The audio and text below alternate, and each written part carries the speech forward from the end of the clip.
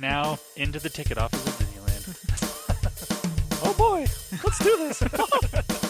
Don't think the CIA is going to be trying to hack your second-gen iPod. I didn't think so. There might have been a lot of illegal music on there. I wouldn't doubt it. But, I mean, You were supposed to bring death to the flagships, not join them. that's a pill with two screens and it's open and you gotta swallow it.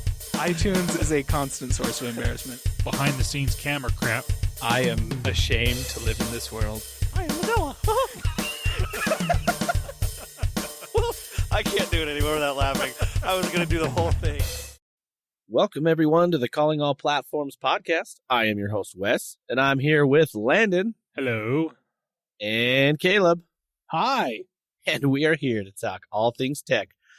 Well, I was going to say for the past 2 weeks, but really, this is a special episode. Let's be Pretty real. much. There's something over on Google's side. They wanted to announce some hardware. And you know what, dear listener? You know how we love hardware. We really do.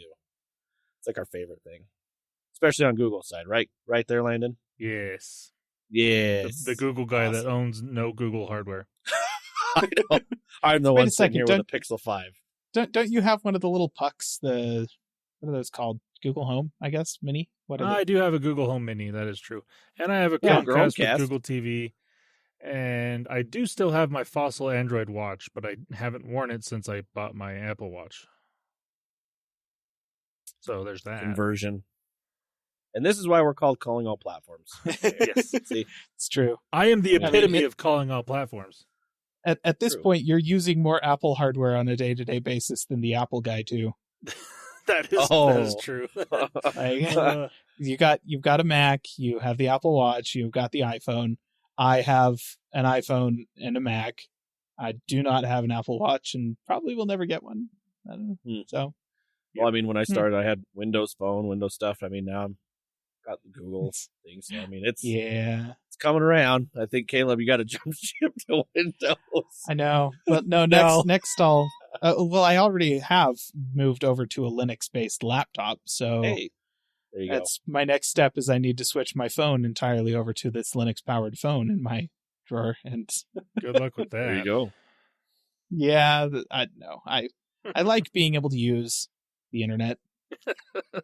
And have apps. Basic function. Yeah, Hey, Windows Phone had that. You can use I'm just saying. Throwing it out there. All right. Windows and Apple aside, this is Google's time. So, dear listener, Google had an event. It's called I.O. It's very special. Had some releases and some sneak peeks at certain things. And, you know, we have a certain guy here that wants to talk about it. It's a professional at this. Landon, why don't you take it away, buddy? Okay. Professional, I don't know about that, but I do follow this enough that I can talk about it. Oh, I was meaning professional BSer. Oh, no, I that's mean, me. that's definitely Caleb, actually, because he's got the degree in that, remember? Talked about True. it a few weeks ago. Anyways, so, as Wes said, Google I.O. was this past week, and there was a lot of stuff. It was a 2-hour keynote, which is longer than it has been the last few years, only partially because of audience response, because I mean they were clapping a lot. You could definitely tell that a lot of these presenters are used to being filmed instead of live with an audience, because they would just try to keep talking and then have to wait, okay, they're done clapping. Now I can talk again. Like, there was one that actually stopped mid-sentence and then just finished, didn't restart the sentence, just continued on with the script. I'm like, dude, you need to go back, re-say that, whatever. It was I interesting.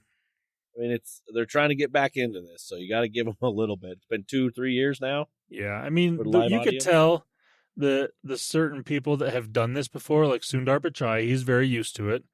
And who's over the hardware? What's his name? Rick Osterloh. He was fine, but there's a few of them that either hadn't done it before or have only done the film stuff from the past couple of years, and it was obvious. It was interesting. But I mean, I'll have to rewatch it. yeah, I did notice a few little things like that, but I was kind of had it on another screen, so I wasn't paying too much attention. Yeah, it was interesting to watch. But I mean, you could definitely tell that everyone was excited to have people there and be there, and it was it was good to have the audio. I like having the audience reaction. I mean, I like the video keynotes that everyone's been doing the last couple of years, but I also like getting that live response from cool things happening. Right. One of the best lines, though, in this keynote was from Sundar in the opening section. He said he did a little mic check. He did a testing 1 2 1 2. He's like, after 2 years of starting many meetings on mute, I thought I should double check. That's pretty good. That's pretty good. All right. So on to the keynote. They mentioned how a lot of Google products and services are helping in different ways around the world, like with Translate, natural disaster warnings, where to get COVID vaccines. So they were very proud of that. All the different stuff that it's actually been helping with search and all that stuff. That was one of the first things they talked about. And then along with that, they talked a little more with Google Translate, and they've apparently have now added 24 new languages to Translate. And I didn't know what the total was, so I had to actually look this up. They're now up to 133 languages inside of Google Translate. Okay. And that's a lot. That's impressive. I will say, though, you still have to go to Bing Translate if you want to translate into Klingon. So. Yeah, that's fair. I mean, that's only one stitch. Priorities, Google. Side, I guess. Is that the one language we have Klingon? Is that the one language that Bing does translate from? It might be. All right. Anyways, another thing I thought was cool. They started going into Google Maps a little bit. They're introducing this thing called Immersive View inside of Maps. Right now, it's only available in select cities, so like I think New York, San Francisco, places like that. But what this does is it kind of combines satellite view and street view and meshes them together into one. You can kind of hover like a drone through different areas and kind of see things. Obviously, if you're going to go visit somewhere, you might want to do this. But the cool thing that I saw with this was the ability to kind of go into buildings. Like they used it going into a restaurant, and it would show them around. It looked like a drone view, like a drone flying into a restaurant, and you could see where the seats were laid out and different things like that. I thought that was really cool. And the way they said they did this is they were taking images that were posted by people like users and then kind of combining these images to make these videos of inside these buildings, which is both brilliant and just shows how much data Google has. Yeah, it's like impressive and terrifying at the same time. I mean, to be fair, this is all user-submitted stuff, so it's not like true. They were, just finding random crap on the internet. This is stuff that, I mean, I am one of these Google Maps contributors that takes pictures and whatnot and puts it into Google Maps. And I actually appreciate that as a user of Google Maps, because then I can know, okay, especially if restaurants, people will post pictures of food or different things like that. And so you know what you're getting into when you go to these places. So it is user inputted data that they're getting from this. And that's using. True. It becomes a problem when they start just like trolling through your Google Photos library looking for geotagged images and start using those to recreate the interiors of buildings. Because if they start doing that, they'll be able to have a pretty accurate recreation of the inside of your house, including where all of your valuables are stored and stuff like that. If you ever things see Sundar, Google could do if they put their mind to it. If you ever see Sundar knocking on your door because you have fancy things in your house, call the cops. You know what? If Sundar Pichai comes to your house because you have fancier stuff in your house than he does, that's a compliment. Yeah, definitely. Yep. But I thought that was pretty cool. Now something else that they were kind of all over the place. Google is kind of like this. They don't just go from one thing to the next thing to the next thing. They go from this thing to that thing, back to this thing, and then skip a few things. It's all over the place. So that's kind of how this recap is going to be, because I just went in order of how they did. Something they're adding to Google Docs that I thought was brilliant. They're calling it automated summarization. It's basically a TLDR for documents. So if someone shares something with you inside of Google Docs, that you were supposed to read before going to a meeting and totally forgot. And the example they gave was like you have a 25-page document that you were supposed to read. You can click on the automated summarization thing, and it pulls out all the main points in this document that it thinks you should know, so you can get a summarization of what was said in this document. And that's pretty brilliant, actually. And then that is. They also said that this functionality is going to be coming to Google Chat in the coming months. So basically, if there's been a chat going on and you've been off doing something else, you can come back to the chat and it will, catch you up, basically. You don't have to go back however many messages were posted and read all of them. It'll just kind of give you the main talking points. Huh. And they did say all this stuff is going to be, like, it's inside a Google Workspace, so, like, you have to pay for it and whatnot. Oh. It's not just available to anyone, as far as I could tell. Dang it. I was just about to say we could start using this to summarize these events for us. Just give them a transcript of the keynote and just, okay, go ahead and give me the relevant points. Yeah, that would be nice. All right. They're Now, putting YouTubers out of a job and people that are like summing up this in 5 minutes. Yeah, Doing it pretty themselves. I mean, it's going to come to a time where basically you can make your own video and it'll just do this for you, like automatically, and post it to your YouTube channel, So you don't even have to do anything. You just have to push a button and boop, it's there. Wow. Probably. I don't know. All right. Now back to Google search, because again, they go all over the place. They announced this thing called multi-search, and this is coming later this year, they said. But the way it works is you can search with a photo and text. So either you take a picture or you get a picture from, like, searching online. You put that, I can't remember how they did, like, basically click and drag the picture into the search bar and then type next to it, and then it'll bring up relevant information. So the one that they used was this near me feature. So one thing that they showed was they took a picture of I think it was an Indian dish, like an Indian food of some sort, and then it said near me, and it would bring up different Indian restaurants. Like, it would know what this dish is based on, again, data that they've collected from users that have posted these pictures online, and they'd be able to tell you where different restaurants that may or may not, that may have this sort of dish at their restaurant. Wow. And that's really cool. And again, like Caleb said, kind of scary, because just knowing how much data they have, it's a lot. Yep. But it's useful. I think it's cool. And another one that they did was if you have something like, the example they gave was trying to replace a faucet or a part of a faucet, and someone took a picture of the part that they needed and Googled that and put near me, and it showed different, like, hardware stores that would have this product that you need, or even online stores that you could order it from. And that's, I think, extremely beneficial as well. So, like, say you have a friend that just bought this really cool water bottle, but they bought the last one at the store that they went to. You could take a picture of it, and then it would search for it, and it would just bring up different places you could buy that water bottle. And that's kind of cool. So I like this multi-search feature that is coming later this year, they say.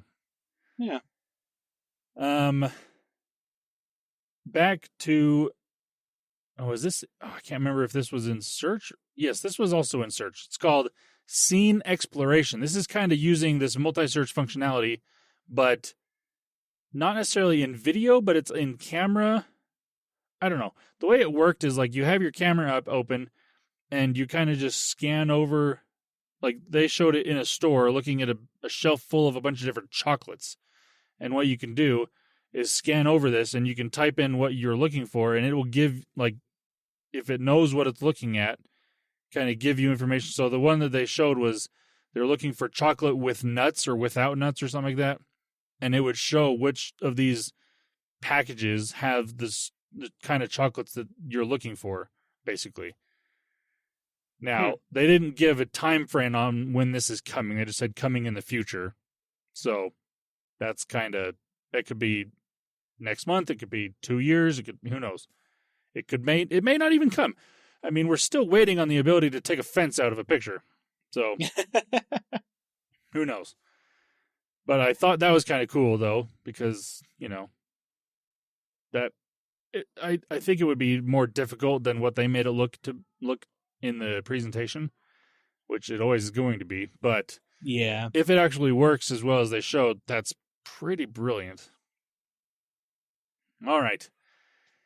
Now, the next thing they talked about is a new feature coming to the Nest Home Max. This is the Google Nest product that is the tablet on a base that you put in your house. That's like usually in the kitchen is where most people usually have this type of thing. But they called it Look and Talk. So basically, you don't have to say the key phrase anymore that you have to normally say when you talk to a Google product. It'll just activate when the face match and voice match recognize that it's you. So the demonstration that they showed is like they kind of had to look at this thing for a good 1 or 2 seconds, and then they spoke, basically asking a question, and they didn't have to say, I don't want to say it, but they didn't have to say the key phrase to make it work. right. And that was pretty cool. And it does all this processing and whatnot on the device, so it can be offline and still work the way it's supposed to. Obviously couldn't have it do a ton of stuff, but it'll still work in that regard. And they're also going to be expanding the quick response phrases. So the quick response phrases are like ones that you don't have to say the key phrase to make it work anyways. So right now, the way it works is if you have an alarm set and it's going off, you can just say stop and it'll stop the alarm. Right now, they're going to be adding the ability to set a timer or an alarm, ask for the time, cancel the timer or alarm before it goes off, dim, brighten, or turn on and off lights, and then ask for the weather. So you could just walk into your living room and say, turn on the lights, or turn on the kitchen lights, or turn on the living room lights, and it'll turn them on. You don't have to say the key phrase in order to get the response. And that's kind of nice. So it's just making it a little easier and quicker to do most of the basic things that you're already going to be doing with these type of products anyways, just making it a little faster and easier. I like that. Now, they did not mention if like these expanded key phrases that they're bringing, or quick response phrases, are coming to all Nest products or just the Home Max. I hope they're coming to all of them, but I don't know that for sure. They didn't mention that. So we shall see. All right. Now, the next thing they talked about was, so say you're shopping online, and I know this works on Chrome, Android, and I've used it on iOS on Chrome. I don't know if it probably works with other things, but it's basically your autofill when on a payment line, like a payment type thing. If you're shopping online, it'll autofill your card information for you, kind of. Yeah. So what they're going to be doing to this is basically making it do the same thing that Google Pay and Apple Pay do, that gives a virtual card number. It doesn't give all of your card information over to the seller. So like that's how Google Pay and Apple Pay on NFC payments, that's how that works right now. Right. And they're going to be doing that with this autofill on Chrome and Android. Oh, okay. And that's actually really Nice. nice, because that just basically makes it, again, more secure for you as the user, and not giving all of your information away to potentially places that could get hacked eventually down the road, Right. Yep. That is good. Yes. All right. Now, something I found really cool, and I think a lot of people will take advantage of, they're making this thing called My Ad Center. Now, because Google is an ad, that's how they make all their money, is by ads, basically.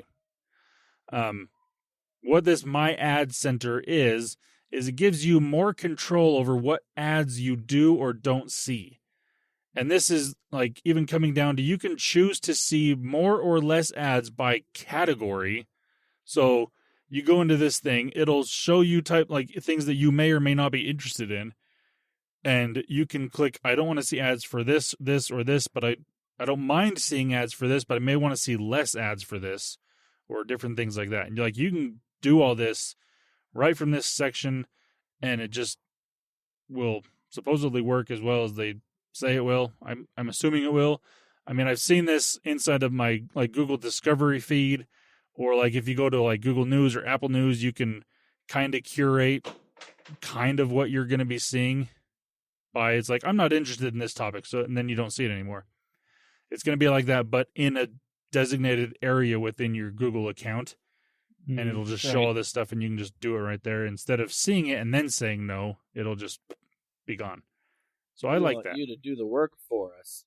Yeah. Yeah. Well, and we get paid and you don't. I mean, they're still going to be kind of doing this on their own anyways, but I like this as a user to be able to control it a little more for myself, I guess, rather than Google assuming things. So. I do appreciate that because, like, I will occasionally browse Amazon.com because I want to see what prices on Amazon.com are for certain things. Yeah. And I never buy stuff on Amazon. I don't like Amazon. I don't support Amazon. I try my very best to not shop there or use their web services and so on and so forth. But I will occasionally scroll through there just to see what prices are so that I know what's competitive for other websites. And the instant I do that, every freaking ad on YouTube is an Amazon ad. And I'm like, Google, I will never click on these. I will never engage with them, and it makes me irrationally frustrated every time I see them. So yeah, it would actually be kind of nice to be able to just go into my account and to tell Google, look, don't show me these. I am never going to do anything with them. Ever. Yeah. Like, just click all Amazon ads, gone. Gone. And in Caleb's sense, all Newegg ads, let's bump those up a little bit. Yeah, right. Yeah. It's like I actually shop on Newegg periodically, so. Yeah. So I like this. They did say this is coming later this year, so no official timeline other than this year sometime. So, again, it could be as early as next week or as late as December 31st at 11:59 p.m. Who knows? Fair enough. All right. Now, along with this whole keeping a little more control of whatnot, they talked about this thing they call, I don't even know what it was called, but the title that they showed was Take Control of Results About You. So, listener, you've probably done this, but you go to Google and you just search for your name because why not? You want to see what kind of information is out there when you search for you. And with this, you can request removal of certain identifying features or results that come up when searched about you. Oh. That's kind of nice. So you can kind of control what other people see when they search for your name. So say an employer that you just had an interview at, they go and look for you on Google just to see what may or may not pop up. You can kind of control that to an extent, obviously. I mean, there's going to be like social media stuff probably can't hide that as well, but it's going to be more of that personal information that you don't want out there that you can have requests to be removed from these different search results. And that is also coming later this year. All right, now on to Android stuff. Obviously, we already know a decent amount about what's coming to Android 13. They didn't really talk a whole lot more about new things coming to Android that we didn't already know, but there was a few little things that I thought was interesting. One of them was being able to set the language per app. Now, I don't entirely know when this is going to be useful, but if you want, you can have a certain app be in a different language if you want it to be. So the only thing I can think of maybe is like in a messaging app, if like say your family lives in a different country and they mostly speak whatever language is in that country and you speak something else in a different country, for the most part, but you also obviously speak that language. You can set up that app to be in that specific language that you're talking with these people in. I guess I don't know. I don't know all the different scenarios. There's probably more than I can think than I'm thinking of at the moment, but I thought that was kind of cool that you can change the language settings on your phone on a per app basis. Yeah, I mean, more options. Why not? Yeah. The next thing they talked about is the reintroduction of Google Wallet. So Google Wallet was a thing. Then they kind of got rid of it. Now they're bringing it back. And it's basically Apple Wallet.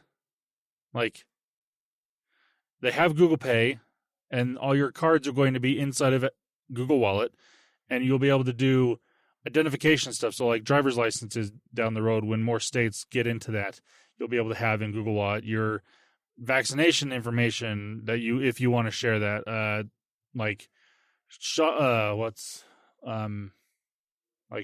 or what's loyalty programs. That's what it's called. Loyalty programs for stores. Wow, I can think well right now. But that type of stuff. Basically, if you've used Apple Wallet, this is going to be the Google version. So I like that because it's useful to have all that stuff in one location. Like, as it's set up right now inside of Google and Android, you can have like your loyalty card stuff for stores, your Google Pay, like your cards and whatnot. That's all inside of Google Pay. But this is going to be able to add more stuff and make it all in one location and just make it a lot easier. And they said that is rolling out in the coming weeks. So kind of a slow rollout. So it may be there right now for you. It may be coming in a week, it may be coming in a couple weeks. But this is coming, so keep an eye out for that. I'm excited for that. As if I ever go back to Android, I guess I should be excited for that. That's on Google Wallet? Yes, it's a Google Wallet app. I think Google Wallet app is available already, but this new functionality of it will be coming soon. All right. Now, the next thing they talked about was finally, they are trying to make Android better for tablets. And thank goodness, because Android tablets have been bad for a long, long time. This is why we pretty much never recommend any Android tablets other than the Samsung ones, because those are actually pretty decent, because Samsung has taken it on themselves to make a decent experience on their tablets. And nobody else does that. And neither has Google, for that matter. So they're updating, they did say they were going to be updating their own apps to be better optimized for larger screens, which, I mean, that should have been done, 8-9 years ago when this, whatever, should have been done a long time ago. But Google is finally doing that. And I thought this was interesting.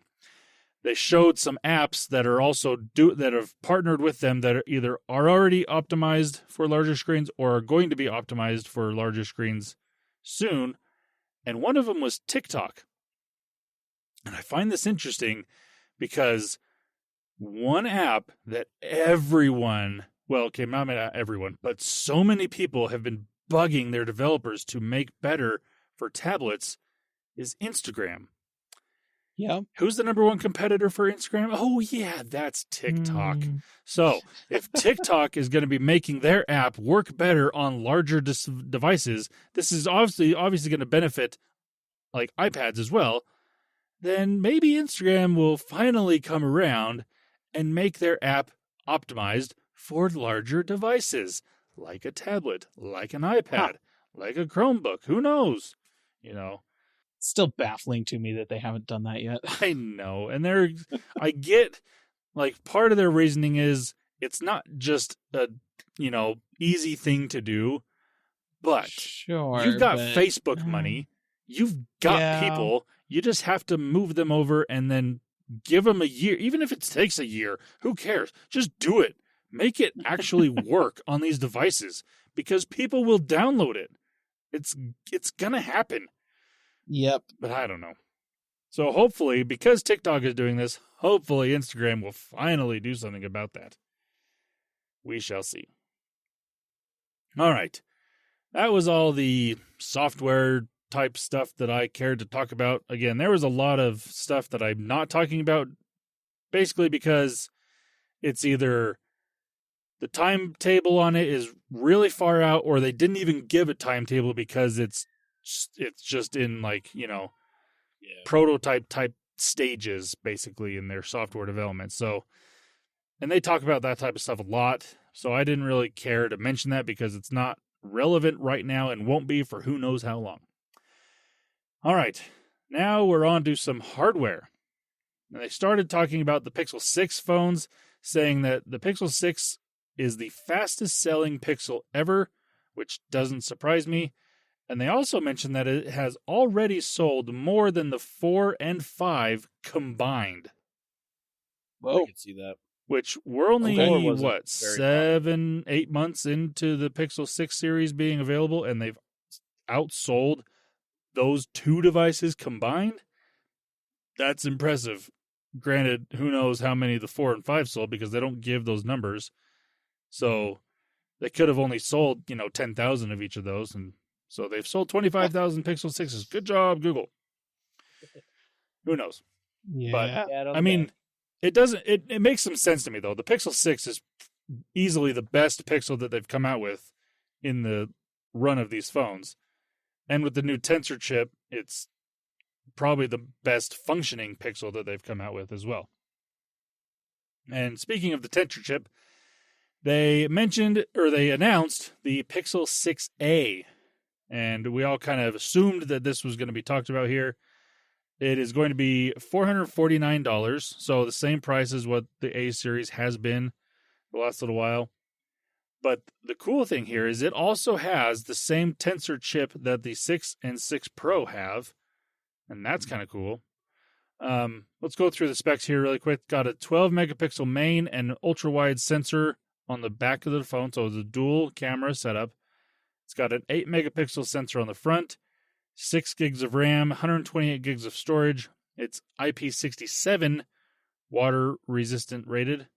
It's got an in-display fingerprint sensor, and it comes in 3 colors: chalk, charcoal, or sage, also known as white, gray/black, and a greenish color, which actually looks pretty good. And this will be available to pre-order on July 21st, and it'll ship on July 28th. So we still got a while before this actually ships, or you can buy one, which is interesting that they announced it this early to not be able to ship them for another 2 months. But, okay. Yeah. But, I mean, for the price, this is a fantastic phone. I mean, it's got the same Tensor chip that the Pixel 6 and 6 Pro have. So you're going to wonder here, what's the difference between, why should I not get this over the other two? Why should I get the 6 or 6 Pro? Well, obviously the Pro has the third telephoto lens. If you want that extra camera, you're going to want that. This is a slightly smaller device. It's a 6.1-inch display. I can't remember what the size of the other two are, but they're bigger than that. So if you want a slightly smaller phone, this would be the one to go for. The cameras on this one, the 12-megapixel main sensor and the 12-megapixel ultra wide, I believe I've seen that they didn't mention this, but I think it's the same camera that was used on the Pixels 4 and 5, and so it's an older sensor. It's not the same sensors that are on the 6 and 6 Pro. So yes, it's technically not as good of a sensor that's on those phones, but if you remember, the Pixel phones have still always had really good photos, so I'm not worried about that. It's just a cheaper part that they could get to keep the price down. And when you add the Tensor chip to that same camera, you're going to have better photos than what the 4 and 5 were giving you anyways, just because of the processing and what it can do. So, and because it has the Tensor chip, it'll have that magic eraser functionality inside of Google Photos. So, added bonus right there. So, I mean, for the price, I think this is a fantastic phone. It looks really nice. It's got the same camera bar on the back of the phone that the 6 and 6 Pro do. It looks really good. So for those people that can't necessarily afford the what was it, $600 for the 6 and $900 for the 6 Pro. At $450, this is a pretty decent phone. I mean, the A series, I think, has been their most popular phones so far anyways, which, I mean, makes sense. Yeah. The price is really good, and the functionality of the phones is also really good. And now that they have the same high-end chip in this phone, whereas the other A series have had a slightly lesser Qualcomm processor than what was in the flagship phones, you're not losing anything in that. So that's awesome. Then they, even before we've gotten any leaks on these devices, they go and show the Pixel 7 and 7 Pro. They didn't give us any specs on them, but they show the design, show press renders of these devices. That's right. Man, do they look really good. Good looking phones. They have the same design language as the 6 and 6 Pro, where it's got the camera bar on the back, but they did kind of what I was asking for with the 6, where the camera bar is an all aluminum bar, and then it's got cutouts for the cameras, so it kind of looks like little eyes on the back in a sense, kind of. Yeah. It's weird. Yeah. Well, I think it looks good. But then it is connected to the aluminum frame around the phone. So it's just one big piece, kind of like what Samsung has done the last couple of years, where their camera bump molds into the frame. They did the same thing here, but with a whole bar on the back end. So it actually looks a lot better than what Samsung has done, in my opinion. Actually, I didn't mind it either when I saw it. It looked smooth. Yeah, it looks really good. And they actually made the camera bar, because it's an all aluminum frame that goes into the frame, it matches the color. So if you get different colors, the camera bar is a slightly different color to match. Whereas on the Pixel 6, it's just a black bar. And then doesn't matter what the color of the phone is, the camera bar is just black because it was glass, I believe. So it looks really good. They did say that is obviously coming in the fall, and they just wanted to basically put it out there, even surprisingly, before we got any leaks. I don't remember seeing any leaks for these devices before now, and it wasn't a leak because Google showed it off, which is, one, impressive, because normally it's 2 months after we see the previous year's phone, oh, here's next year's phone. Yeah. And it's already out of a box somewhere in Russia or whatever, because generally that's happened with Google phones, because they're really bad at keeping things in-house. Well, I'm just glad that they did, that they went out and did it, Yeah. It's oh, this is what we think. I mean, they kind of did this last year with the Pixel 6, but that was after a whole bunch of leaks came out, and then they were like, oh, well, yeah, here's the phone. They showed a picture of it. But this year, even before leaks came out, here's the phone. Okay, good job. That's one way to stop leaks. I mean, just... Yeah. And it's a way to control the narrative a little bit, because that's the one thing that all these none of these companies ever have is control of that narrative when these things leak out, because then everyone just speculates, and who knows whether or not any of these things are actually true or going to happen until obviously the companies actually talk about it. But yeah, now we know what these phones look like, and obviously we don't have specs yet, so that's going to be talked about by a lot of people and probably leaked in the next couple of weeks, but who knows? Yeah. All right. The next thing they talked about in the hardware section is the one thing that was announced here that I am actually interested in and might purchase down the road. I'm going to wait, obviously. I'm not going to pre-order these. I'm going to wait till I get reviews, but it's the Pixel Buds Pro. Yeah. These are probably, in my opinion, the first one-to-one comparison to the AirPods Pro from Apple on the Google side of things. On the I can't even say generic earbuds type of things, because these are definitely, these will work on Android just the same way, or these will work on iOS just the same way that AirPods Pro will work on Android, but the full functionality is going to become if you have an Android device with these. It's just the same thing with AirPods. The full functionality comes if you have an iPhone. So, again, they'll both work on both things, but they're going to be better on specific ones. Whereas your Beats or your Sonys or your Bose will work pretty much, full featured on any device. These are going to be a little more specific. Now, some of the features that these have, they have active noise cancellation. They have a transparency mode. They're saying up to 11 hours of battery life or 7 hours with active noise cancellation turned on, which is pretty good. They did say that spatial audio will be coming to these earbuds in an update sometime this year. So out of the box, they probably won't have that, but they will be updated to have spatial audio down the road.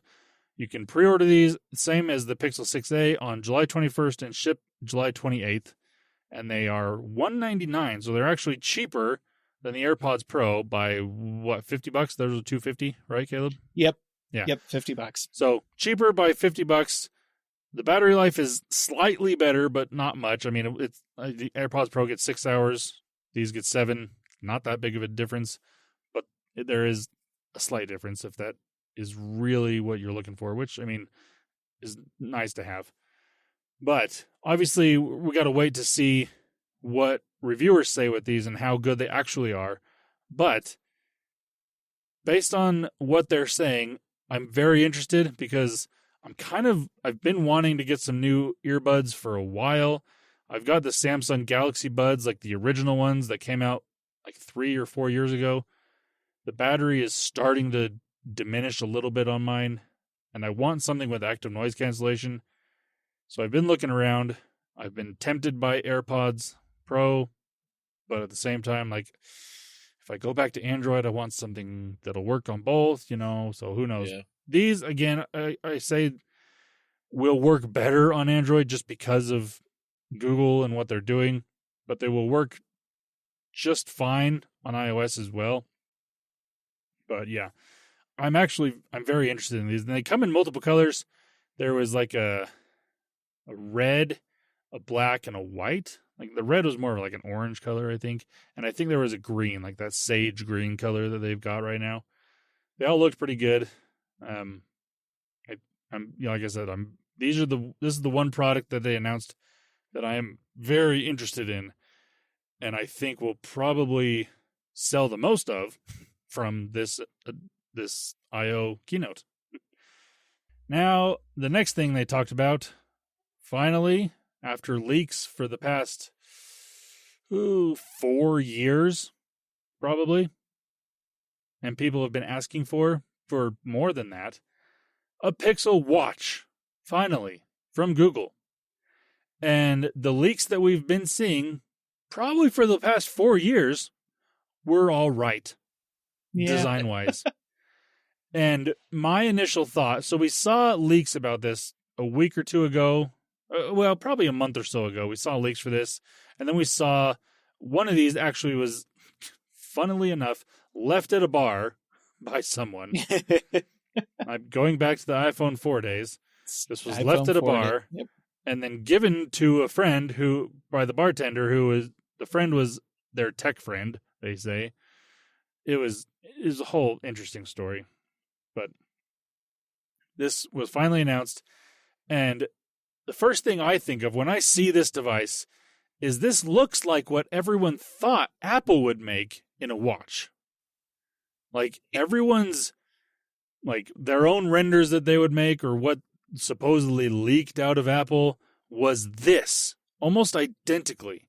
It was round, really sleek looking, all glass on the front, really just, that fancy watch that everyone, again, expected from Apple. Not that what we got from Apple was bad, it was just nothing like what we thought it was going to be. This is what everyone thought it was going to be. What cracks me up about the design is Mark Newson, who is good friends with Johnny Ive, in point of fact, famous designer of high-end luxury products, has worked for several Swiss watch manufacturers in the past, and has designed watches that look pretty much identical to both the current iteration of the Apple Watch and the Pixel Watch. So basically Johnny Ive, when he was designing the Apple Watch, was probably working on prototypes that looked like both of these watches, and based off of his buddy Mark's work, and then they settled on the square one, and that's the Apple Watch. And then the Pixel people were all like, ooh, well, let's just do the other one. Like, they're not using it. Pretty much. Fair enough. Pretty much. I mean, I personally am more of a round watch type of person. Yes, I do have an Apple Watch that is square, but I have the Apple Watch for its functionality, not because of its looks. Because personally, again, I like the round watch better. But that being said, I do not like this watch. Nah, same. I don't like the look of it. It's like the glass kind of curves around the whole front of the watch. And I'm not a fan personally, but to each their own. Some people, like I've seen a lot of people that are like, "Oh, this thing looks amazing. I'm buying it once it's available." I'm like, nope, not going to do that. Yeah. I think the functionality of this thing is going to be the best Android watch you can buy by far, because it's again the first Pixel one. They haven't announced what chip is in this watch. That's going to be the kicker for me. If it's the Snapdragon Wear whatever iteration they're on at the time, then I'm going to be a little more hesitant. If it's something that Google has made, like a version of the Tensor chip that they can put into this, then that's going to be, I think, even better, because it's really good on the phone. I think it could be amazing in the watch.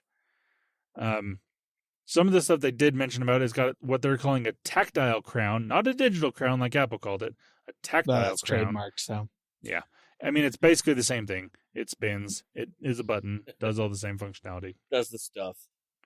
It does have proprietary watch bands because, of course, they didn't show how those work fully. It does look like it kind of twists into place based on the video that they showed, but they didn't really show it off that much. This is going to be launching with the Pixel 7 phones in the fall, so that's where we'll get most of the information about this. But Rick Osterloh did have one on. You could see it in person, kind of, in the video. On person, I will say it does look better than the renders. Yeah. Like the actual images of the watch look much better, but I'm still not a fan. The original, like, Apple Watch reveal event, I watched that keynote, and I came out the other end of it like, that thing's fugly. I don't. Yeah, me too. I do not like it. It's awful. And then I actually saw it in person, and I was like, "Oh, okay, no, that is much better than it looked in the renders." And I'm hoping that's what this is too. Just like once I actually can like be in person with the watch, I'll just be like, "All right, that's fine." Yeah, I mean that's kind of how it is with most tech devices I've found. Like even phones. Yeah, there's been times where I look at a phone in videos. Like even a real life phone in video or renders of the phone or renders of a watch or whatnot. And I see them like, yeah, that's okay, but meh. And then I see it in hand. I actually get to play with one. I'm like, oh, okay, this was a lot better than I thought. So I'm hoping that that's the case here. Again, I did see it in video on his wrist and it did look better than what the renders showed. But I still didn't love it. I don't think I'm going to really like it that much if I do actually see one in person, but it will probably look better. I will say that. The one thing that really has me worried, though, is a lot of the on-display stuff that they were showing was a black background, but then when they scroll through different things and you see where the screen actually reaches to this thing, oh, those bezels are giant. Like, yeah, ginormous. Everyone complained about the original Moto 360 and its flat tire display. I had that Moto 360. I actually kind of liked the flat tire after I got used to it. And once I was used to it, I didn't even notice it. It was not that big of a deal because everywhere else the screen went to the side of the watch and it looked really good. And even my Fossil that I have in my closet, just sitting there doing nothing, it's a full round display, and it goes pretty close to the side of the display, where you would think, like, where the glass ends. But because this one, the glass goes around to the side of the watch, Yep. There's a freaking huge bezel on this thing, and that display makes it look way worse than what it probably actually is. Because that bezel on it, oh my gosh, it's huge. This is another case of Google learning all of the wrong lessons from Apple. Yeah. Like, Apple has been fighting against the fact that they have their little domed glass top to their watch that goes like, ooh, yes, it looks very sleek when the screen is off, but then the screen turns on, you got these giant bezel. They've been fighting against that ever since they launched the thing, trying to shrink the bezels back, and it's gotten to the point now where they're getting close to having what looks like an impressive screen. Yeah. It's still not, there's still more bezel than I feel like there ought to be, because they have glass that goes so far over the side of the device. But, that's like the worst part of the development cycle of the Apple Watch, was how weird that screen looked on top of it. Google, don't do that. Like, Yeah. do the other stuff they did, but don't do that thing. Like, come on. Yeah. Yeah, I mean, I can't remember where I heard this from, but like I said, I mean, we've kind of been seeing this render of a watch from Google for the last 4 years. And it's almost like they settled on that design 4 years ago and just thought, okay, we're fine. We'll just keep dialing this in. And they did, to an extent, software-wise, maybe a little on the internal hardware. But once they got that main design on the outside, they're like, sold. We're good. This is a 2016 device that we're selling in 2022. Yes. No, that is bad. Anyways, some things that I am looking forward to with this is, because Google now owns Fitbit, this is going to have major integration with Fitbit, which, thank goodness, because that is another thing that Android Wear devices have kind of been a little lackluster, is in the fitness side of things. They do have Google Fit, and Samsung has their Samsung Fit, and it's been functional, but they can't keep up with other Fitbit devices or the Apple Watch or Garmin or, dedicated fitness watches. So having that Fitbit integration is going to be nice. And this is something that I thought was interesting. They said coming first to the Pixel Watch. So this heavy integration of Fitbit inside of Android Wear obviously is going to be coming to other watches. Probably any watch that launches with Android or with Wear OS 3 and higher is going to be getting this functionality. And I like that a lot because, again, that's something that has been just not good in the Wear OS space. So they need that. But yeah, that is the Pixel Watch. Again, it is coming with the Pixel 7 in the fall. That's when we will get a price. That's when we'll get more details.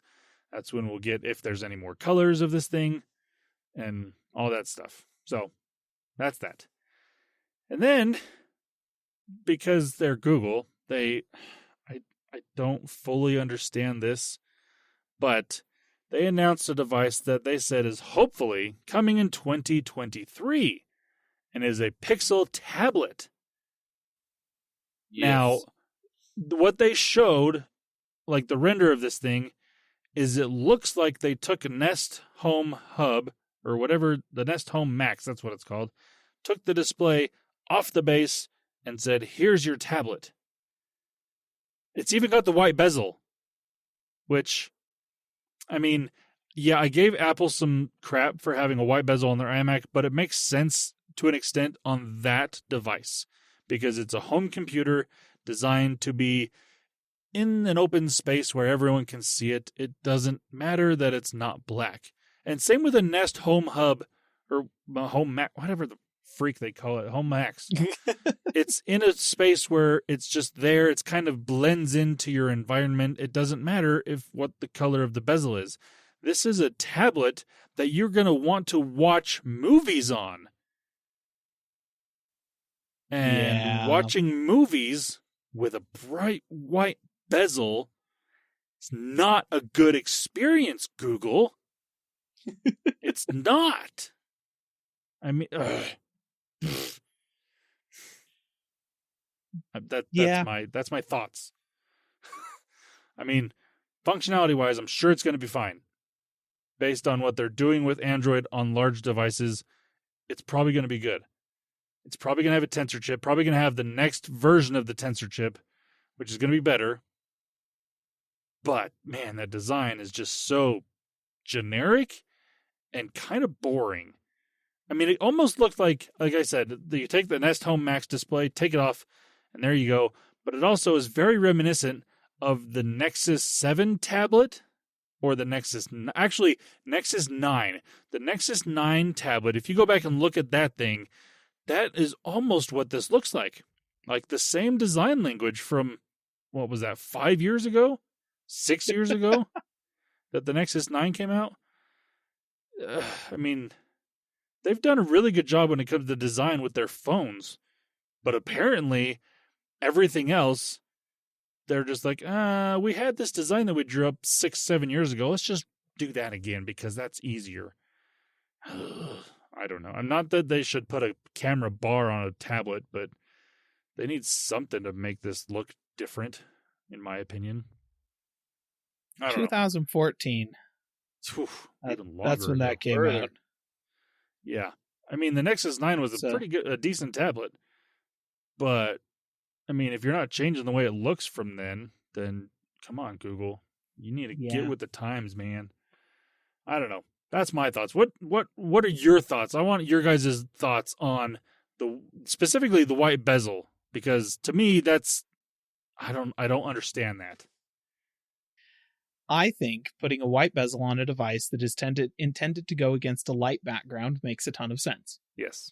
I think that on the iMac, it does make sense because that is, like you said, it's a lifestyle computer. Yes. It's not a professional computer. It was never intended to be. They designed it as a lifestyle machine, and it's designed to be stuck in front of a window or a gray wall or whatever. So yeah, light bezels on that absolutely makes a ton of sense. And I feel like it also kind of goes with the colorful aesthetic more and feels like a deliberate throwback to the original iMac G3. And, like there's a lot of reasons for putting a white bezel on that machine. And Apple has put black bezels on everything else because they didn't have a reason to not do that, right? Like they had good reasons for the white bezel on the iMac. They don't have good reasons for any other machines to have white bezels. And so they haven't put white bezels anywhere else. Like you said, I feel like there's pretty good reasons on a kitchen-based home assistant display to have white bezels for that as well. Because again, it's probably supposed to be blending in with a subway tile backsplash in somebody's kitchen on the counter. And that makes perfect sense. White bezels. Yeah. Okay, cool. On a handheld device in the year of our Lord 2022, no. Like, I'm sorry. I have in fact, how long does it take me to grab a phone with white bezels? There, done. Got it. Holding it. So this is a gold iPhone 5S, and the white bezels on this thing were distracting. Speaking as the guy who used this for 2 years, this is literally the phone that I purchased back in, when did the 5S come out? I don't know. Don't tell me. That'll just make me feel old. 2011, 2012? No, don't tell me. Dang it. Anyways, so I got the gold one because it was a new color, right? Everything was just silver and black up to that point, and I'm all like, ooh, gold. So I got the gold one, and it has white bezels on it, and it was distracting back then when this screen was tiny, just tiny. Now, on a big screen, like a tablet, you're holding in your hand. No. I mean, there's Google. A reason why the iPhones now, even the bright colored iPhones, the white iPhone has a black bezel on the front of the display. Yeah. Because Apple realized people don't necessarily, I mean, there were some people that complained about that. They wanted the white on the front and the back. And I understand that to an extent, but like you said, it can be distracting, especially if you're trying to watch a movie or something on this device. And you want to be more immersed into that experience, you're not going to get that with a really dark scene and then, there's white right there. I'm supposed to be looking at Darth Vader on Mustafar, and it's white. This doesn't work. And I feel like, on one hand, it makes a certain amount of sense if the screen is tiny. You know, like it can be just like a distinctive thing if you have a really small screen. And I'm holding now, listener, currently to date, the most beautiful smartphone that has ever been made. I will not be taking questions at this time. The iPhone 4S, in white. And this thing is stunning, right? Like the white bezels make a ton of sense on this device because it goes with the white back. This phone looks at its best when the screen is white, you know, because then it's a mood, you know, it's a fully fleshed out, cohesive design, and it's pretty fantastic. But the larger your screen becomes, the more centralized and focused the content consumption becomes, and the less sense it makes to put white bezels on it in a situation where they're not going to be kind of blending into the background and kind of taking the device and making it a seamless part of its environment, like you have on these, you know, home hubs and the iMac. It just doesn't make any sense for a tablet. Unless you intend to hang it on a wall, I guess. Maybe that's their intended use case. They're designing this thing for companies to buy and stick next to meeting room doors so that it displays like what the current meeting is, when the next meeting is, and you can sign up for meetings right there. Like I've seen iPads all over the place used for that purpose. And quite frankly, the iPads with white bezels, like iPad minis with white bezels is what they were using up until the iPad mini got redesigned. That looked fine, you know, because it was a white wall with white bezels and then a screen. So if that's Google's intended use case for this tablet, okay, I accept that. I don't think that's all they want it to be used for. At least I hope not, because they're not going to sell a ton of units if that's the case. But, Yeah, no. you know. I mean, going back to Caleb's point, listener, I'm now holding an iPhone 13 Pro Max that is what was this color? The whatever the blue color. It's really pretty. I can't remember the name. This blue color, it's really good looking color, but I don't want that on the front, especially on a display that, you know, basically goes to the edge of the phone. But Yeah. if I had that display and then just this very thin bezel of white, that would be even worse, actually. If you're going to have white, you may as well make it big. But man, I feel like there was probably a time when having white features on the front of your phone or colored features on the front of your phone or your tablet or whatever was like, that was a design choice. You know, that was like this is what we're doing to set ourselves apart from the other, you know, black bricks that everybody else is selling. And okay, like I get that. That's why Apple had a white iPhone 4. Like nobody else was doing that. So here's Apple doing that. And like iPods, the white iPod with the gray click wheel, that's an iconic design, right? But that's because the screen was such a tiny portion of the front of that device. And so you could have a design there, you know? But when tablets and phones these days, the front is just screen. It's as much screen as possible, you know? And you just want to be the same color as your screen. Like you just want the bezels to be the same color as the display. Unless you have a really good reason not to. So I think you're probably right, Landon, that they literally just yoinked the display off of the Google Home Hub Max, whatever that thing is. And that's it. That's as much thought as was given to the design of this product. Yeah, it's interesting. Again, they said this is hopefully coming in 2023. So maybe by then they'll have redesigned it. Doubtful, but maybe. But you never know. We can hope, you know. You know, it's actually really funny. I want to put my 2 cents in here listening to you two yoo-hoos on this subject. Because, I mean, so first off, and this is coming from someone that doesn't really ever use a tablet. When the big tablet craze came, like I got one, but I never used it. With the big, it was like it was like a Transformer T101, or I can't remember. It was long ago.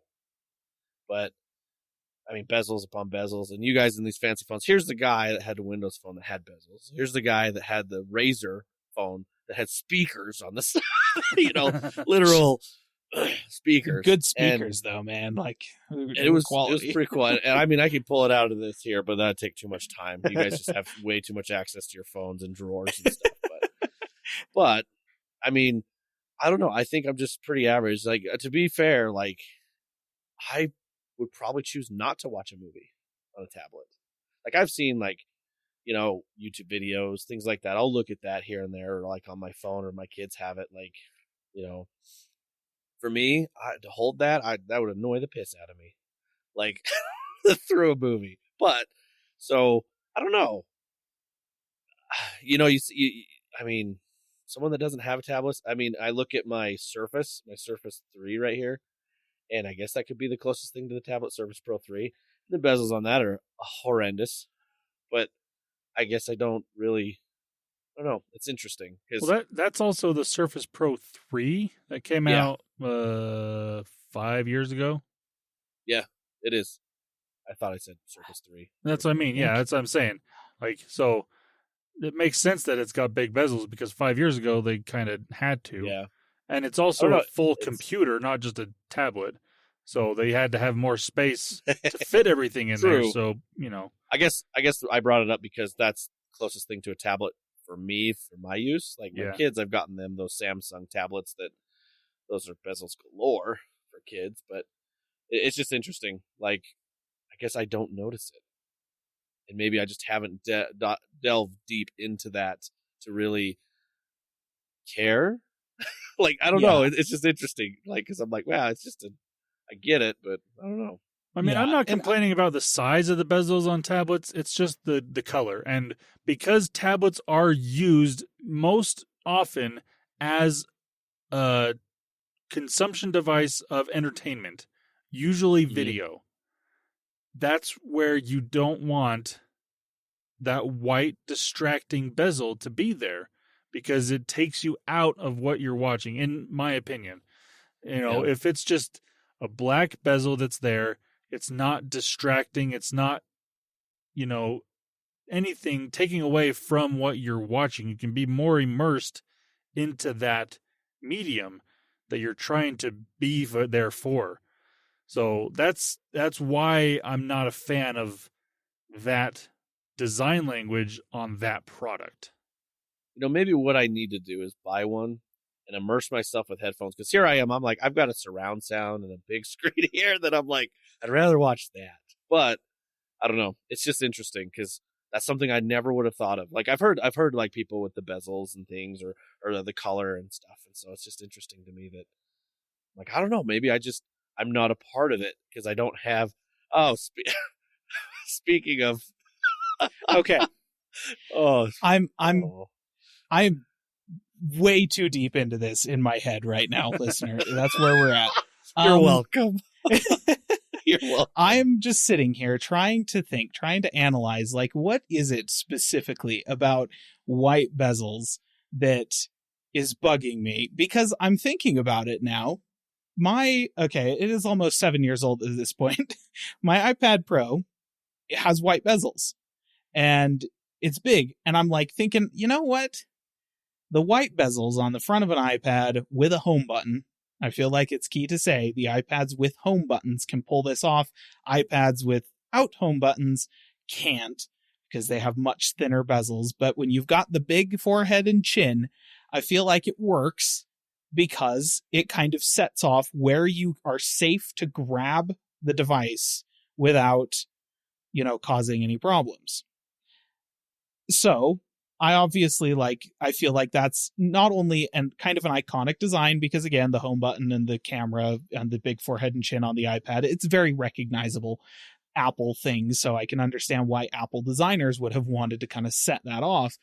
But it also has like a functional use, right? Like that it's a visual indicator of here's where I can hold this without interrupting my content or messing with whatever's on the display of my device. So what is it about white bezels, though, that bothers me? Given that, okay, there's a reasonable reason to do it. for a tablet. And I'm holding now, listener, the TechLast X80 Pro tablet, hybrid Android and Windows tablet, supposedly, though I could only get Windows to work on it, if I'm honest, that has an Intel processor, like an Intel Atom processor. This thing has white bezels, and every single $50 tablet I have seen at Walmart ever has white bezels.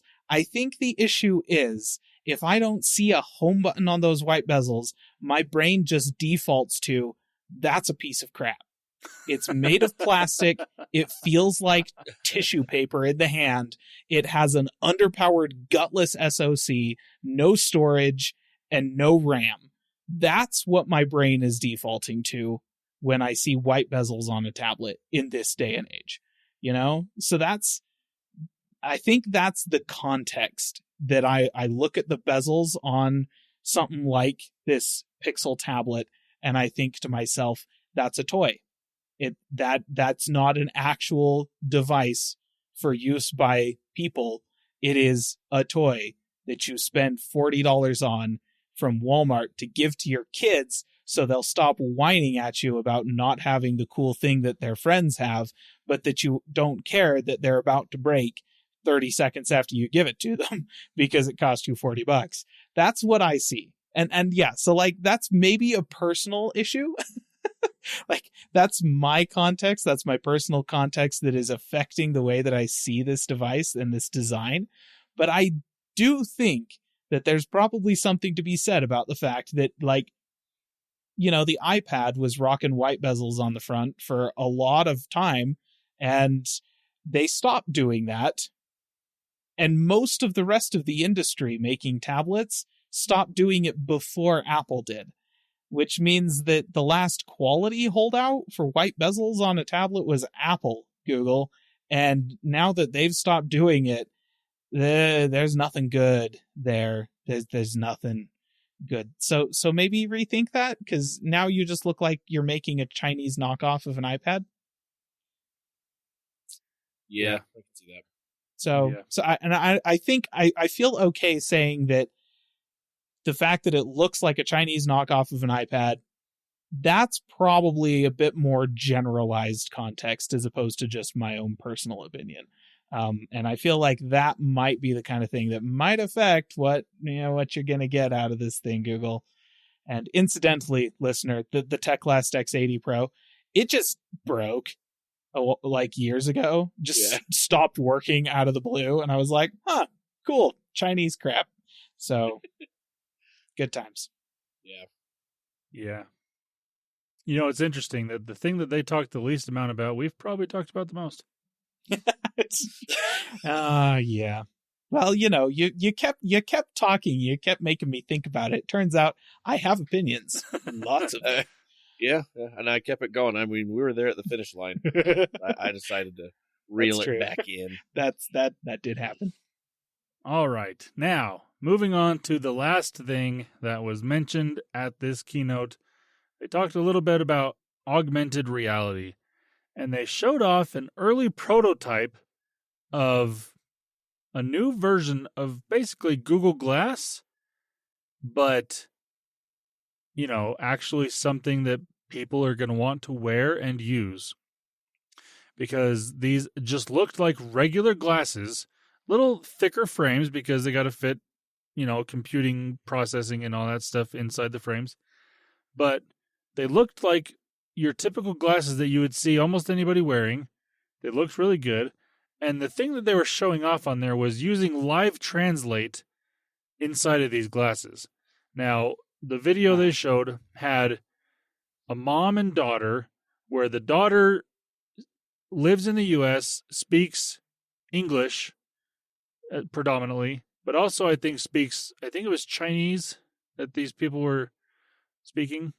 Don't quote me on that. I can't remember for sure. But they gave the glasses to the mom, who only speaks Chinese. She doesn't speak any English. And then the daughter and the person that gave them to her both started speaking, and you could just see the mom start to react because she could, in the glasses, it was just live translating everything into the language that she could understand, just right there off the bat. She didn't have to have her phone out, didn't have to do anything. It was just working, and it was really cool to see. And I really, like, Google has already got this down pretty good with this live translate on phones. And if they can get that into this kind of technology that's just there, ready to go when you need it, and you don't have to pull your phone out and go back and forth between people, you just have a conversation. You can be looking at the person, not looking down at your phone, and have this conversation, and it just works. It was really cool to watch. I would recommend going and finding this part of the keynote. It's right near the end. But just go watch that. And they even had it working with sign language. They had someone doing sign language, and it was supposedly kind of working. Again, they didn't fully show all the functionality behind it, but it made it look like it would work with that, which, if that's true, that's really cool as well. Yeah. I mean, that is the primary use case where these augmented reality goggles would be a measurable benefit in society at large. Yeah. Like, basically everything else I've seen, augmented reality demos, I'm just like, but why? And then there's stuff like this, like live translation, and I'm like, oh, no, yeah, okay, I get it. Yeah. I mean, there was one other little bit of this video that they showed, someone wearing the glasses, holding up what looked like a menu in a restaurant, and it kind of highlighted the text on the menu, and you could kind of, for lack of a better term, click on the menu, and it would kind of expand and show different things, which was, I mean, that could be kind of cool, depending on how it's utilized and, you know, what functionality is there behind that. But this live translate feature was really cool. That was obviously the major selling point that they're trying to push, is just the ability to communicate with more people more easily. And I love that functionality of it. Not that I am in that type of, you know, situation very often, or ever for that matter, but if it ever does happen, like especially for people that travel on a regular basis, this is going to be a game changer down the road. Like that's the thing, like making a, you know, more verbose digital interactive menu in a restaurant is like, I mean, cool technology, but again, why? Like, what's the actual benefit there? Whereas live translate for conversations, that's a measurable improvement to people's quality of life. Like, that's a cool thing that is going to benefit people. Yeah. That, I'd love to see more stuff like that. And you know, get somebody who has a language barrier, who's a little bit older, has a hard time with that sort of thing, but who wants to travel or who wants to move or something like that to a place where they don't know the language. Here's a piece of technology that's going to help you live the life that you want to live. That's cool. Like, I like that. I don't necessarily feel like I need to live in a world with, you know, interactive menus. Right. I suppose in my particular case, I'm struggling to think of how that would actually improve any of the menus that I've ever seen. Like, you know, I go to a fast food place, they usually have a picture of the sandwich. That tells me everything I need to know. You know, like, I don't, and I'm thinking about most of the restaurants that I sit down at. I'm like, you know what? They have like 4 lines of text there that tells me everything that is in the food. That's enough. That's plenty. Yeah. So I think maybe I'm just not eating at fancy enough restaurants. Maybe that's what it is. That's what the problem. Now, I do think that something that could be beneficial other than the translating feature would be, again, if you're traveling and you don't necessarily know the area that you're in, you can have basically Google Maps right in front of you, kind of directing you where to go. And at the same time, especially if you're in a different country where all the signage is in different languages, it can automatically translate this stuff as you're looking at it, which would be beneficial. That would be super. That'd be super useful. And then also, like, say, if it's like a really old city, say you're somewhere in Europe or basically anywhere outside of the U.S. that is, you know, older and has history to it. If these buildings, it's like a basic kind of store, but the building looks like it's from, you know, 3,000 years ago because they haven't updated because they, you know, care about their history a little bit. It'll show, okay, this is what the store is. You can kind of click on it basically, and it'll expand and show you what this store offers, and again, translate it for you. That type of functionality would be really cool as well. So Yeah. I'm looking forward to this, and I like that they're putting it into regular looking glasses. Like, because one thing I've heard with the first iteration of Google Glass, and what you can even buy today, which is their enterprise version of Google Glass, it's a screen that's kind of off to the side. So if you want to utilize that, you have to look over at it. I mean, yes, it's in front of you, but it's still, you can, like, if you're talking to someone, you can see them looking at that instead of at you. Whereas this, it just puts it right in front of you. You can still look at the person and, do what you need to do on the display that's in front of you. So I think these are really cool. And if they actually pan out the way that they showed, they're going to be a big game changer in this field of technology. And then I'm assuming also this is kind of what Apple is going to come out with as well. We don't know because they don't talk about it.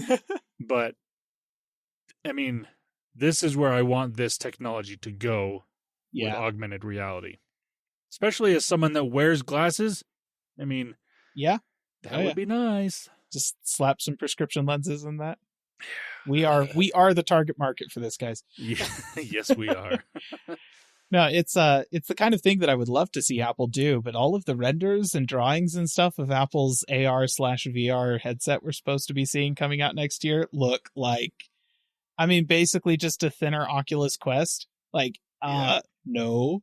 I'm hoping that that's because those are development kits that have been used in-house just to refine the software and the technology, and the actual final piece of hardware has not been leaked yet. I'm hoping that's why it all looks stupid and like garbage. But if not, then Google is going to release augmented reality glasses that look like glasses, and Apple is going to release augmented reality goggles that look like a scuba mask. Yeah. The other really cool thing, mask even. Yeah. The other really cool thing about these is they mentioned that all of the stuff that they were doing was done on device.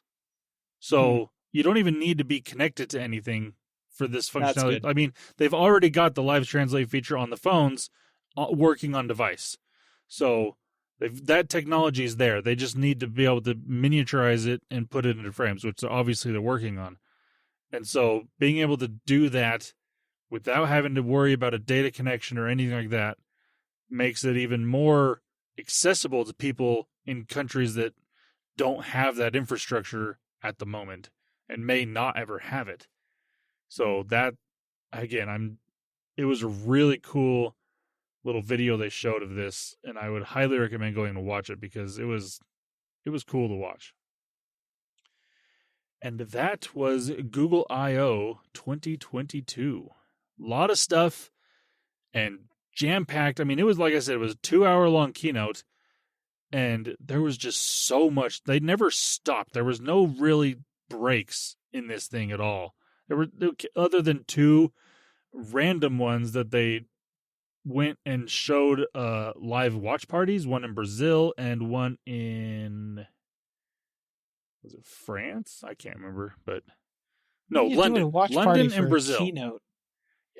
It was probably where they have different campuses around the world, okay. Because it looked like if it wasn't Google campus type people, they are major Google fanboys because they had like shirts or jackets and flags and stuff like that that were all Google branded.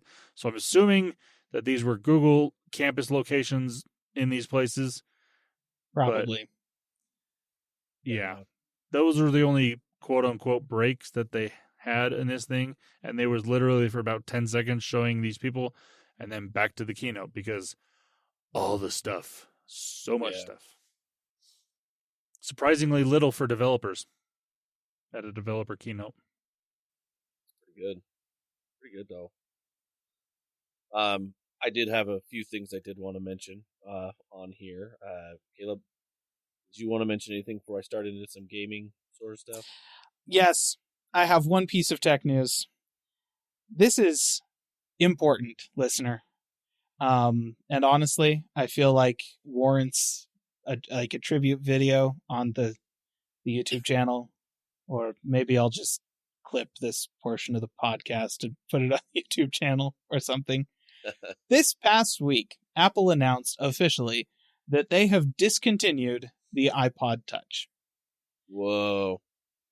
So in a surprise to really nobody, the iPod line is completely dead. I mean, it's been dead for a while, let's be honest. But it is the end of an era, and it does make me kind of sad. And, to commemorate, I busted out all of my old iPods that I personally owned and used. Like, I have more iPods than this, but these are the ones that I used.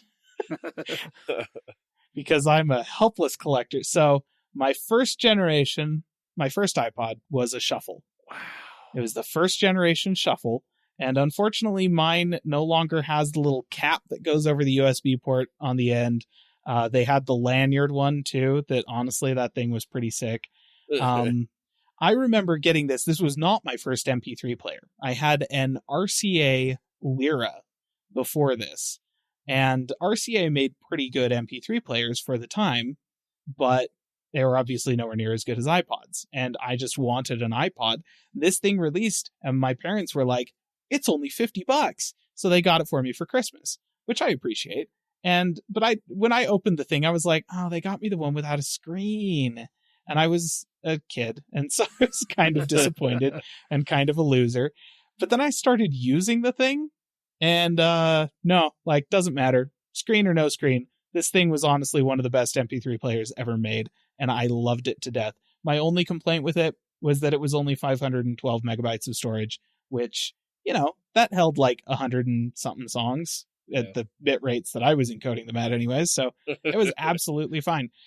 But I did still want a screen.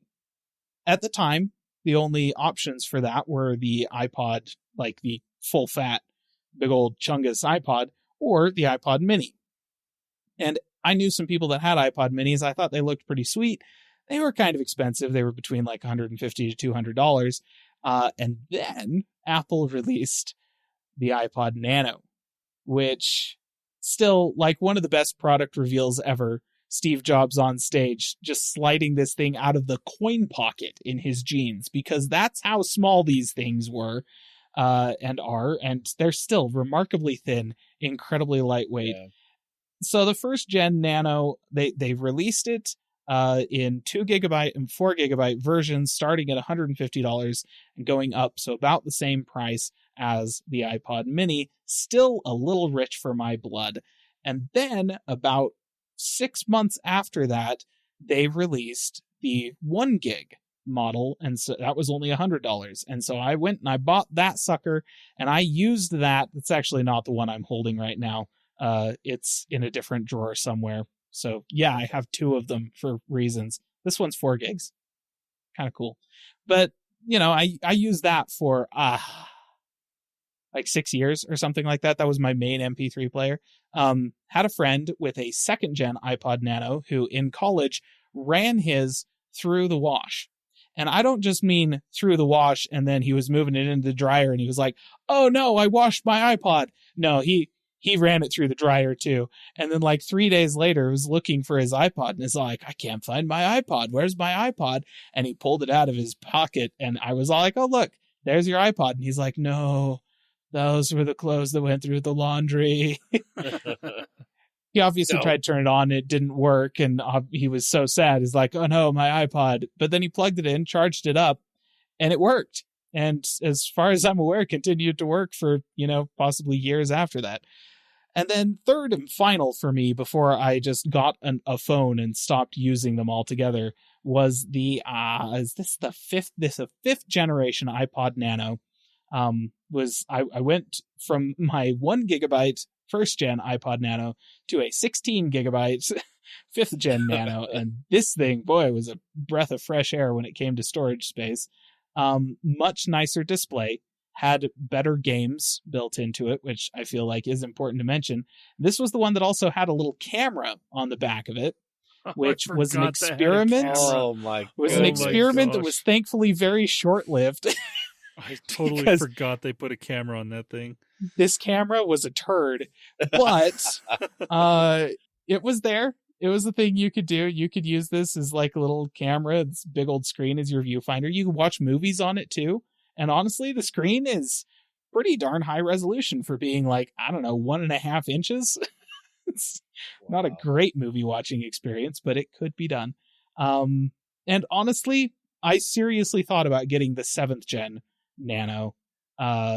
So they had the square one that was a touchscreen, and then they had the other one that was, as far as I'm aware, the thinnest like electronic device that Apple, famously obsessed with thinness, ever made. Was the 7th gen iPod Nano, or 7th? 8th? I think, whatever that one was. And I honestly think that form factor should still exist as a dedicated streaming, like Apple Music streaming device. You know what? Because I think people would buy that, Apple. But there you go. That's my history with the iPod. And I feel like everybody around my age has history with the iPod. Like, I know for a fact that Landon had an iPod because he got one for free with his MacBook when he bought it. It's true. So before that, my dad had bought, it was the one before the color screen. So it still had like that bluish white display. And it was a 28 gig iPod. And it was white, had the aluminum back on it. It was a cool iPod. Then, yes, like Caleb said, I bought a MacBook, and it came with a 32 gig iPod video. Yes. And that was like the regular, like it looked like a normal iPod. I got the black one, and it could play color, like it had a color display, could play videos, and I did watch videos on that thing because I could. It was not a good experience. Not because it was good, but because it was possible. Because it was possible. I did and I still have that. I still have that iPod. It has music on it. It does function.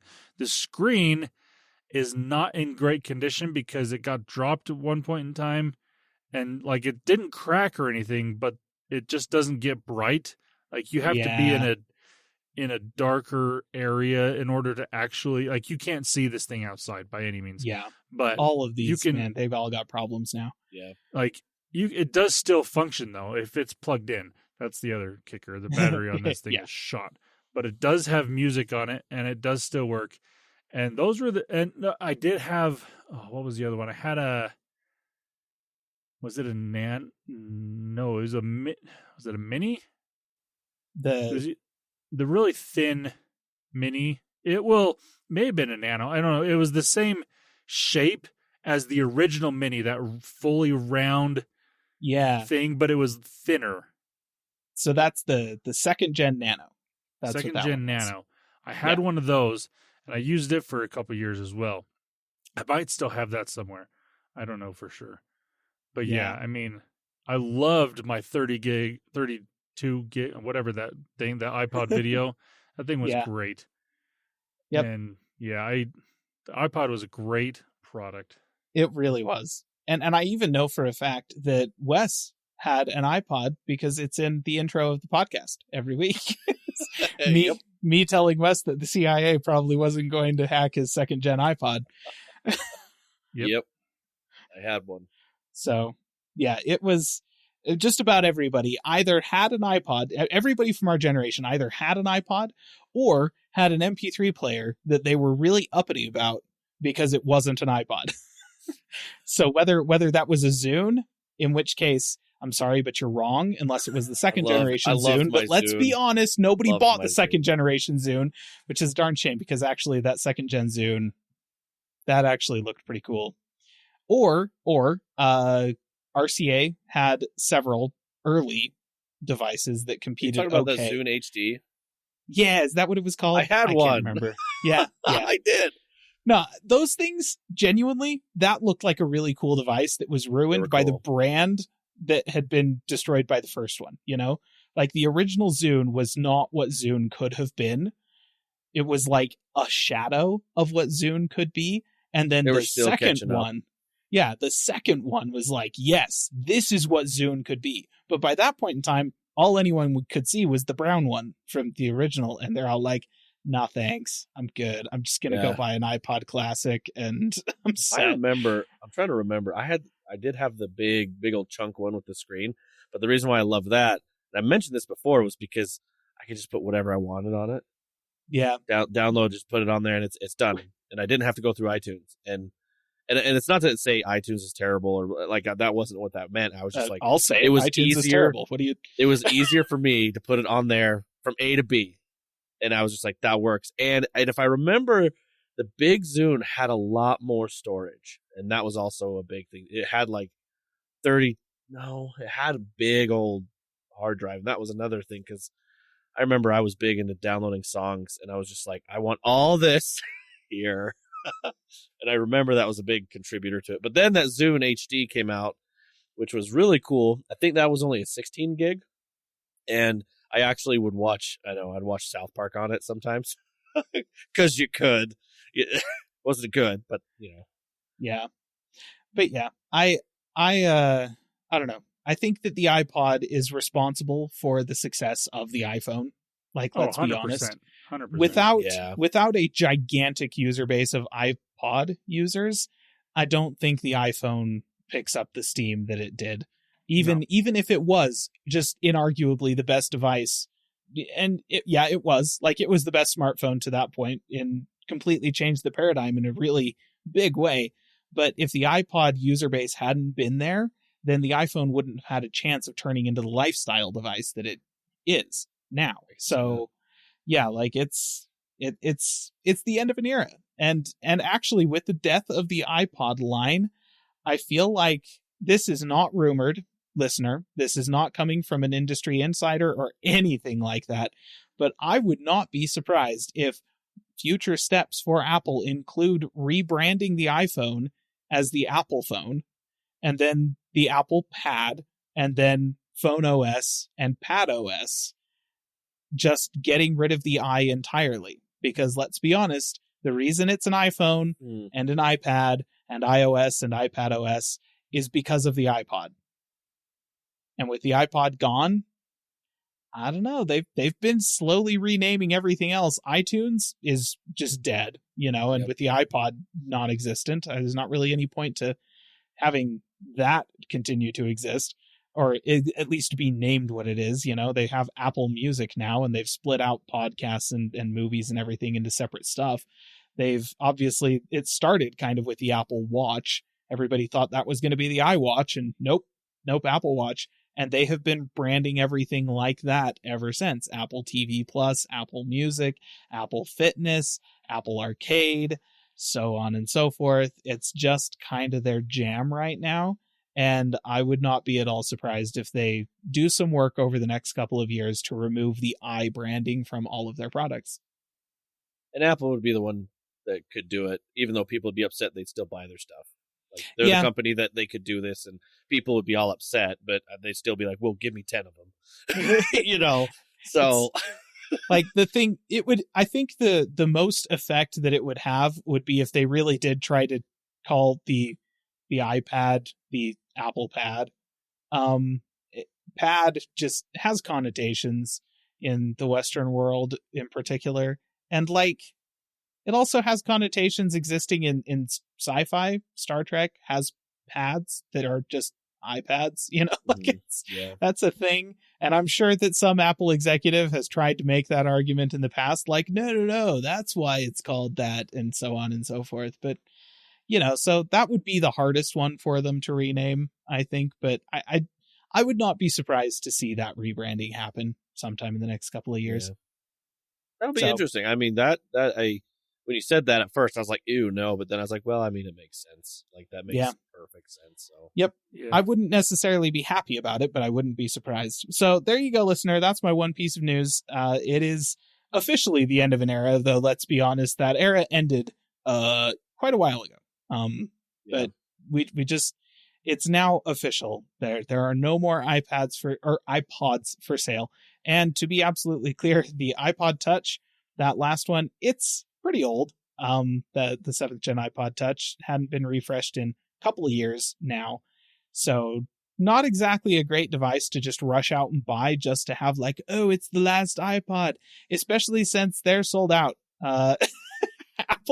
Apple announced this and everybody thought, I'm going to go buy one because it's the last iPod. And as far as I'm aware, their US store online is just empty. They're out of stock. I actually did think about going and buying a couple for my kids, because right now they have like the Fire tablets that are just garbage.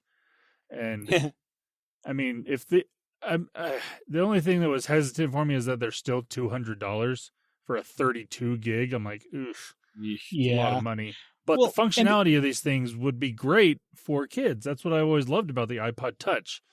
And that's why I honestly think they should have kept going with this, because that's the people that need these is kids. And you get a kid an iPod Touch, then the phone that they're going to buy is going to be an iPhone. Whereas right now, parents buy their kids Android phones because the kids they're not used to iPhones in most cases, or other than what their parents let them use with theirs, if they do that. And so the parents just, well, this is the cheapest thing I can buy you, so here's an Android phone. Yeah. No, it's the iPod, I don't know, in this day and age, the iPod line, like its functionality really doesn't make a ton of sense, because like it is a great device for kids, but I mean, I've got a whack ton of old iPhones. They do the exact same thing. So I've just been giving my kids those. It's been working pretty well so far. Yeah, but not everyone is like you and keeps all their devices. Like me, I sell my devices when I'm done with them. And that's a personal choice, but you have to live with the consequences. No, it's a really niche idea in this day and age to say, I have a dedicated music player. And if Apple were to try and make an iPod, there's really only two ways they could go with that if they want it to be a music player. They either have to lean into this is a hi-fi digital audio player like Fio makes, where it runs iOS and has access to these streaming services, but the expectation is that you're going to plug it into a computer and load FLACs onto it that have been ripped directly from optical music medium, and you're putting it straight on there completely lossless, and you're going to be listening to it through a balanced audio jack on $500 or $600 IEMs or something like that. Like that's one way they could go with it, but that is an extremely niche product. Though to be fair, given that it's Apple, they could probably sell that thing for $1,000 and people would buy it. like absolutely. Or they could go the direction that I think makes more sense and essentially treat it as either it pairs to your phone or it just goes directly over Wi-Fi, and it is just an Apple Music streaming device. So that maybe have partnerships with Tidal and Spotify and YouTube Music and stuff like that to get them onto it as well.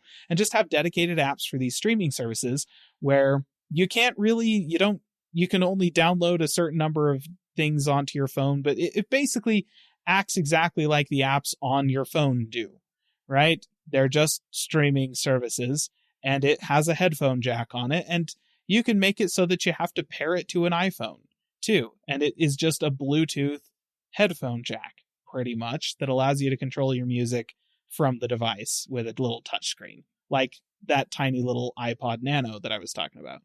I feel like there's a market for that. They could probably make something like that work. And just for the nostalgia of it, I would probably buy that, if I'm honest. Yeah. Depending on the price, I suppose. But, it's a pretty niche market, the concept of a standalone music player in 2022. So I can understand why they haven't really pushed to update the iPod Touch, because the iPod Touch just doesn't do anything for them. Like, the phone already covers everything that the iPod Touch does. And unlike in the past, where having a touch that was way cheaper than a phone was a good way to get people to buy iPhones, they don't need that anymore. You know, the iPhone is now ubiquitous. Everybody knows what it is. Everybody knows what it's like to use. So they just, and so it's gone. Like, they just stopped updating it and let it die. And that's it. The iPod era has ended. And I guess I'm not surprised. I just hope that nothing like this ever happens to the Mac. Apple, don't you dare. Don't you dare. Fair enough. It doesn't look like they're going to be clear. Like, life for the Mac users has been pretty great over the past couple of years, but just saying, don't you dare. Up until a couple years ago, though, it was getting sketchy. I know, it looked bad. It really did. It looked like the Mac was going to die before the iPod, which was, gosh, that was sad in a world dominated by the iPhone, where it's all like, nobody's even using iPods anymore. And you're going to kill the computer first? Oh. All right. Well, I'll finish up here with a couple tidbits that I wanted to mention. One thing I did think was kind of cool that's coming is for Microsoft. They actually announced that in their insider build, there's an availability for their select insiders for a built-in VPN to their Edge browser, and so people can kind of test that out. So I thought it was pretty cool. You get a whole, they said a whole gigabyte of data to mess with this and whatnot. So built-in VPN in the browser. I mean, move forward for privacy. Yeah. Good news, right? I thought it was pretty good. Okay, I did want to mention also that Microsoft, they did this patent. I guess this is a new patent that they went for to imagine a system to be able to play physical games on diskless systems. So, for example, you get the Xbox Series S, and you have a physical copy of your game. You want to play it on that, but you can't. Well, they made this patent that basically, and I hope I can explain this correctly, is if you have a registered, say, computer or registered device that's under your Microsoft account, then you can put that game physical copy into it, and it will verify that you have that. So then you can play that game on your like your Xbox Series S that doesn't have the ability to run that physical. Does that make sense? What I'm saying? It does, but I feel like Microsoft making a lot of assumptions here that people still have optical drives on their computers. Well, I just that was the best way I could explain it, because the way that this graph shows, I mean, it shows like a connection. It shows an old Xbox to the new Xbox to like a laptop, and then over to like a phone. So right, it's like, so if you can verify that you have this physical copy somehow in your series of devices, then you can get it through. It'll basically just add it. You know what? There's an easier way. You just have a security code for each game that you buy, and then you can just enter that into an online database, and they'll give you access to the digital version of it. Blizzard did that. Works really good. Yeah, true. Just saying. True. There is that. I think they actually did that when they first were coming out. I believe it was called Disk to Digital program or something. They did something like that. Anyway, so there was a patent out that has this functionality, and I don't know why you need a patent for it. What I could, so that I just thought it was interesting that I bring it up, and there's that option. So you know, if they wanted to make this really easy and still make a little bit of money on top of this, they could do what Walmart did with Voodoo and being able to take a picture of you have a copy of a DVD, you take a picture of the case, it searches to see if they've got a digital version of it. You pay because you've shown that you have the hard disk physical of it. It's like $2 to digitize that, basically, and then you have a digital copy, and because it's on Voodoo, it works with Movies Anywhere, which goes everywhere. So obviously you can't do that with Xbox because they don't have games everywhere. I mean, that would be awesome, but no, they don't. Gosh. But if you could take a picture of the case of your game or the disc of your game, and then they have a digital version of it, pay $2, and you have a digital version of that game. If it's worth $2 at the time, that's up to you. But, Yeah. then there's that capability, and they still make a little money off that. Or they could just do it that way and then do it for free as they're doing now and make it a lot easier for the user. Yeah. I mean, I'm hoping this is a good thing. I mean, to me, it rings like, oh, okay, like somehow you're able to figure out you have a physical copy of this. Yes, I do. And maybe like you said, I mean, but with Blizzard, you had the CD key, and I guess a lot of these Xbox games don't have keys. They don't have keys anymore. So, that's not a thing. And maybe that, I don't know. It's just another thing. But I think maybe the assumption is that most of the people that are going to be doing this have an Xbox One, and that they can just sign in on both accounts and then just put it into the Xbox One and be like, oh yeah, it works, and now you can play it on your Series X. Like that makes sense to me. That maybe that's the assumption. But if that's not the assumption, then somebody is really like, okay, yes, I have about a half dozen computers I can see around me that have optical drives on them right now that I could totally use with this. But I am not the norm, and I'm aware of this. I hope you are too, Microsoft. Yes. Yeah. Your engineers are not like normal people. True. So, and then maybe that's the push is like, hey, we can't get, the one that has the disc system. And who knows, maybe the new refresh one that comes out won't have discs. Yeah, might not. It might not. Maybe not. Maybe that's what they're pushing for. And then this will be one of those things where they're like, hey, you still have a physical copy? No problem. Just put it in your old one, or I don't know. Yeah. But yeah. I think it's interesting. Like I said, I didn't know you need a patent for something like this, but okay. Well, the patent system is broken, so you can get a patent for anything. Yeah, I patented a ham sandwich yesterday, so. Oh my gosh. All right. Continuing with Xbox news, those of you that have probably heard the news of big gamers of Bethesda's Starfield and Redfall have been delayed to 2022.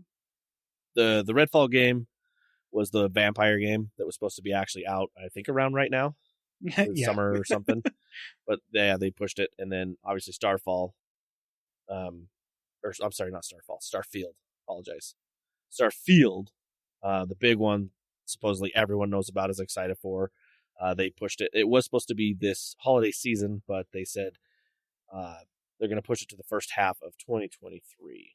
They said they needed more time, and it was quite interesting because they kept saying, "Hey," in a roundabout way. They were like, "We just don't want a cyberpunk thing to happen." So, which is fair. Don't think anybody wants that. So they're like, "We just would really appreciate more time." So Microsoft's going to give it to them, and there you go. So I guess, I mean, I'm okay with that. That means I can still try and catch up on older games. My back catalog of millions of games, I swear. So if you're looking forward to that, I apologize. And so does Microsoft. You'll have to take it up with them. Moving on. Microsoft still is planning to do an Xbox streaming device, or so-called dongle, or talk to TV manufacturers to have basically xCloud on the TV. So that's a big one that they're still saying that they're pushing forward with. So if you're looking forward to just hooking up a TV and cloud game, there you go. Buy a Sony. It'll work. Yeah. Oh my gosh. That's true. Buy a Sony Bravia and put the dongle in the Sony. Oh my gosh, then you'd have access to all of it, though. Exactly. That's what I'm saying. Like right now, you can buy a Sony TV and play your PlayStation games. Yeah. Or a Sony Blu-ray player. Or a Sony laptop. Or you buy a Bravia, you plug the Xbox dongle into it, and then you plug a Chromecast Ultra into it. You can do Stadia. Oh my gosh. You can do Xbox. You can do Sony. And then what do you need to do? Actually, I guess if instead of a Chromecast Ultra, you got the Google TV thing, whatever that's going to be, then theoretically you'd be able to do, like, Stadia supported through that now, right? Like, I knew it wasn't for a while. Yeah. So you'd be able to do Stadia through that and GeForce Now. So. Oh, also, if you do that, listener, please find an internet service provider that uncaptured data. Yes. Yeah, do that. Do that. You're gonna need that. Near future, I'm going to get rid of data caps. I'm so excited. It's quite nice, to be honest. Anyway, let's see. Moving on. Let's see. Fortnite. We get to talk a little bit more about Fortnite, and I just thought this was kind of funny and interesting, just because of we've covered the Epic versus Apple lawsuit, and this is so basically Fortnite you cannot download on both either Google or on the Android or iOS, but Microsoft has made it to where you can play it Fortnite through Xbox Game Cloud or gaming cloud systems, which means you can now play it back on iOS and Android. And Mr. Tim Sweeney loves this idea because they're not paying Apple the money, apparently, for doing it. They're paying Microsoft, but what cracks me up is they're still paying Microsoft. I'm just like, I know. Tim, what? I know. He's going nuts about this, though. Like, what the heck? And what's even more funny about this is they could have done this on their own. Apple even said, if you don't want to do it our way, do it this way. And they could have done it this same way and not have to pay Microsoft. But no, they had to whine and cry about it and go to court and still not get their way and still pay Microsoft. Idiots. It is just baffling to me. Like, there are so many people who are all like, look, Apple needs to fix some of the issues with how they handle revenue sharing in the App Store. And frankly, I agree with that take. Developers all across the world feel this way. And it was hilarious when Epic started their whole thing, how at first everyone was like, yeah, go Epic. And then as Tim Sweeney kept talking and opening his mouth over and over and over again, everybody kind of was like, no, wait, hold on. Not him. Never mind. We'll do our own lawsuits and fight our own fights. Thank you very much. No, we're cool.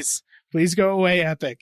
And yeah, like that's because, yes, this is just, it's like, Apple, sticking it to Apple. Now we're just going to pay our money to Microsoft instead. And actually, up to this point, if you got into the closed beta for GeForce Now on iOS, you could play Fortnite through GeForce Now on iOS. But again, any microtransactions you made through that service, a cut of that went to NVIDIA.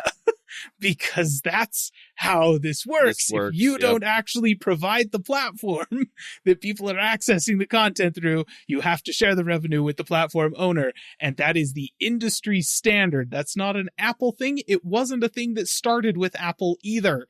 Apple basically was just like, oh, look, companies like Valve, they've got this Steam thing and they do revenue sharing and it's 30%. We're just going to do that. And that's what the App Store used. It's just goofy as snot to me that Tim Sweeney, I think he just doesn't like that if you search for Tim Techman on Google, you get Tim Cook instead of Tim Sweeney. I think that's what this is all about. And that's why he's got this massive hate boner for Apple. So pretty much. He just hates that there's another big CEO named Tim that's more popular than he is. Yeah. Yep. Okay, first off, if you're playing a shooter like that on the cloud on any streaming service, I like Microsoft. I like the xCloud gaming. Like I like where that's going. But if you're playing a shooter on stream, like I'm old. That's what it is. I have to have it local. Like Well, and especially since Fortnite, you're not playing against other mobile players. You're playing against everybody in the global Fortnite community. You are never going to win. Just ever. I mean, come on, Tim, Epic, if you want to actually, have something worth people downloading, fix that. You want this on mobile devices. Make it actually, fun to play on a mobile device. Like, if you're playing on, like, an Android phone and you've side-loaded the app, which is a thing you can totally do, and you have a controller hooked up to your phone, you have just as good of odds of winning as anybody playing on a console. Yep. It's just as good. And honestly, the way that Fortnite has been built. I don't think that the mouse and keyboard players have that much of an advantage over the controller players. They have some auto aim assists and stuff like that help out. So quite frankly, if you're on a smartphone and you're playing with a controller, all right, no, that's fine. Like you've got your shot. It's fine.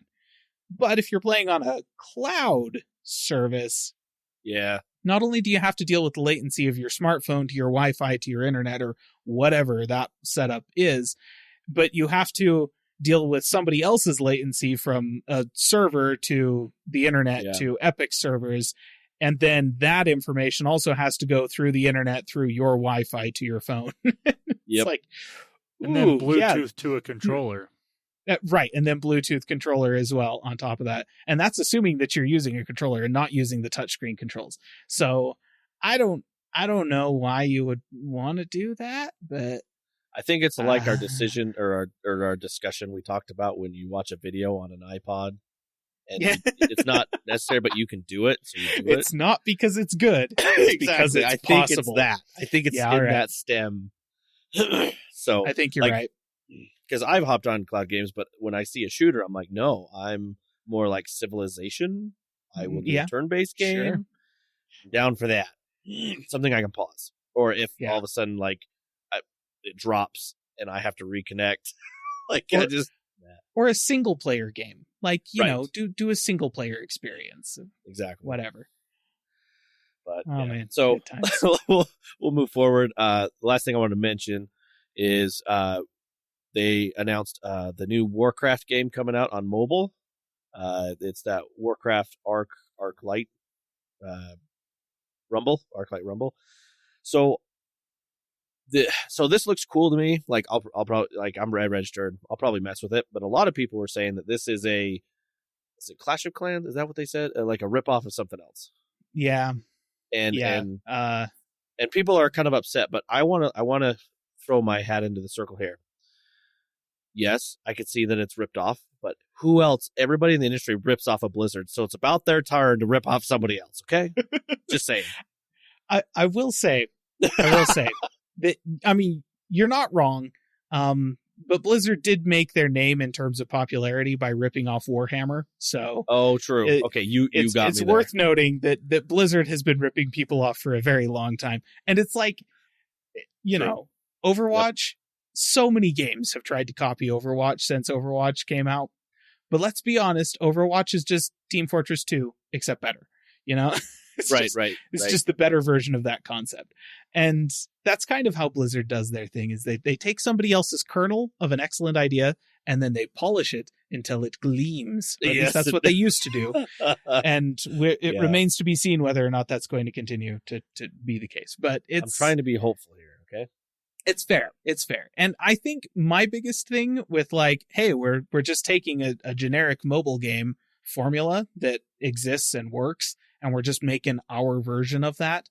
That's totally fine. That's a very Blizzard thing to do. I'm absolutely not upset about that.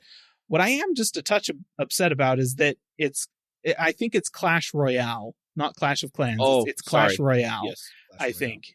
And it's like, maybe pick a better mobile game to rip off. I'm thinking as my take. Did you ever play? I never played mobile games. I never really looked. So this is new to me. I have not played Clash of Clans or Clash Royale because they are microtransaction cesspools, and everything in the game is built around microtransactions, and I hate that. It's not gameplay with microtransactions added. It's microtransactions that have been gamified. That's that is the most bass-ackwards way of developing a game that I can possibly imagine. The idea is make money first, try and add fun to it later in order to accomplish that. And that is so awful, and I just hate that. So I'm a little worried that that's what Blizzard is doing, that they're going, let's make money first and try and add fun to it later. I mean, that's what the Activision thing was all about. Yeah, right? No, it is. And I don't know that that's the case. We have to see what the game actually looks like in play in order to know for sure. So I'm going to withhold judgment, but just in expressing the concern that I have, That's what it is. They're picking a game that is just horrible in terms of game design, and that's what they're emulating. Does not inspire a ton of confidence. Gotcha. See, I just never played mobile games. I mean, obviously. So maybe I was just starstruck still. It's a new thing from Blizzard. So I'm like, ooh, what is it? It's fair. I mean, most mobile games immediately pull a shiv out and stick it in your back and be like, give me all your money. So yeah, pretty much. You could have this cool horse armor. Bethesda. Oh, Bethesda started this, didn't they? Gosh dang it. They did. It was Bethesda with their purchase horse armor. That doesn't do a thing. Yeah. Anywho, so those are the things I wanted to mention for gaming, what's going on. Is there anyone else that has anything for gaming? I didn't think we did. No, I'm good. Landon, do you have one more thing? You know, I'd be surprised if you did, to be honest. There was this massive part of the keynote that I left out where Google just went all in on Stadia, and oh wait, no, that didn't happen. Has Stadia been added to the website of abandoned Google projects yet, or is that not officially abandoned? Oh, darn it. Well, they're still trying to sell the technology, so not yet. Not yet. So, right. Got it. Still waiting on that. From what I heard, it's pretty dope technology, so I don't know who. Negative latency, as I hear it said. I mean, most people that I have heard that actually use it on a regular basis do like it. It's just getting it out there, I guess, is part of a problem for a ad-based company. I don't know. Maybe their marketing is not very good. Weird. True. Well, oh well. All right, well, let's go ahead and let's wrap this episode up, shall we? All right, dear listener. Appreciate you listening all the way through this very long episode of Google I.O. Hopefully you have listened to a lot of this. If you have any questions for us, we can definitely answer them. If you want to get a hold of us on our social media platforms, as well as callingallplatforms.com. If you want to check out our videos or any cool videos on there. Hasn't had any too much lately, but you can still check out any older videos or older streams. It's Calling All Platforms Gaming on YouTube or Calling All Platforms Tech. All right, dear listener, have a good week. Bye-bye. See ya. Calling All Platforms is a production of Supporter Sound Studios. To learn more about how you can support the podcast, go to www.patreon.com/callingallplatforms.